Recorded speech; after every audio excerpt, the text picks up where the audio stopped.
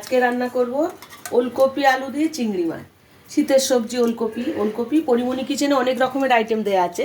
এটা একটা একদম খুব চটজলদি আইটেম এবং খেতেও খুব ভালো হবে। ওলকপি আর আলু আমি কেটে নিয়েছি, আর নিয়েছি চিংড়ি মাছ, লাগছে শুকনো লঙ্কা, কাঁচা লঙ্কা, তেজপাতা, সর্ষে, ধনে পাতা, এখানে জিরে ধনে গুঁড়ো আছে একটু, নুন, হলুদ আর চিনি। আমি এখন গ্যাসটা জ্বালিয়ে নেব, নিয়ে কড়াইটা বসিয়ে দিলাম, দিয়ে এখন আমি দেবো তেল। এটা আমি সর্ষের তেলে করব। আমি এখন এটা সর্ষের তেল দিয়ে দিলাম একেবারে যতটা লাগবে, আর পরে তেল দেব না কিন্তু। এর মধ্যে দেব আমি একটা তেজপাতা, দেব একটা শুকনো লঙ্কা, দেব সর্ষে ফোড়ন। আমি একেবারেই বসিয়ে দেবো তরকারিটা। এখন আমি তেল গরম হয়ে গেছে, ওর মধ্যে ফোড়ন দিচ্ছি, দিয়ে দেবো কিছুটা চিংড়ি। এরপরে দেবো আমি নুন, দেবো সামান্য হলুদ, দিয়ে এখন আমি দিয়ে দেবো এই ওলকপি আর আলু, দিয়ে একসাথে ভালো করে একটু ভেজে নেড়ে দেবো।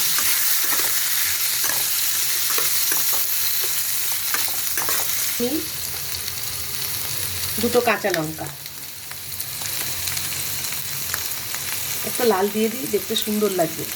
এটা একটু ভাজা ভাজা হয়ে গেলে আমি ওই জিরে গুঁড়ো আর যে মশলাগুলো দেবো সেইগুলো দেবো।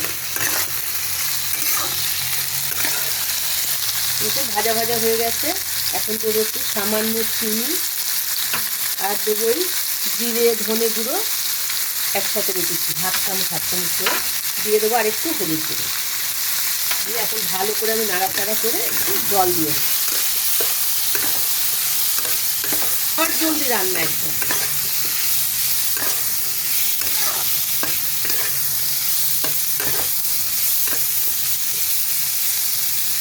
একটু ভাজা হয়ে যাক, আমি তারপরে জল দিয়ে দেবো।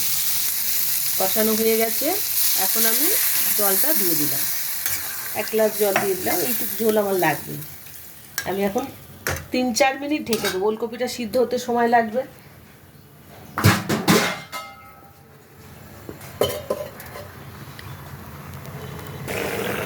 চার 5 মিনিট হয়ে গেছে, এখন আমি ঢাকাটা খুলে দেখি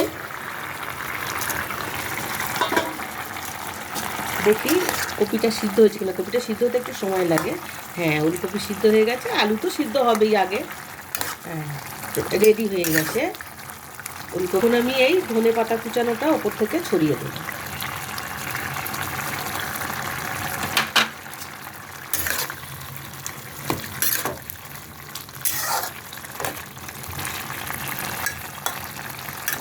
ওলকপি চিংড়ি খেতে খুব টেস্ট হয়, তাড়াতাড়ি রান্না, রেডিমেড রান্না একদম। এখন আমি নামিয়ে নেব। রেডি হয়ে গেছে ওলকপি চিংড়ি। এই ওলকপি চিংড়ি রুটি দিয়ে, ভাত দিয়ে, পরোটা দিয়ে, সব কিছু দিয়েই ভালো লাগবে। শীতকালের সবজি তো, গরম ভাতে আর গরম গরম সবজি খুব ভালো লাগবে।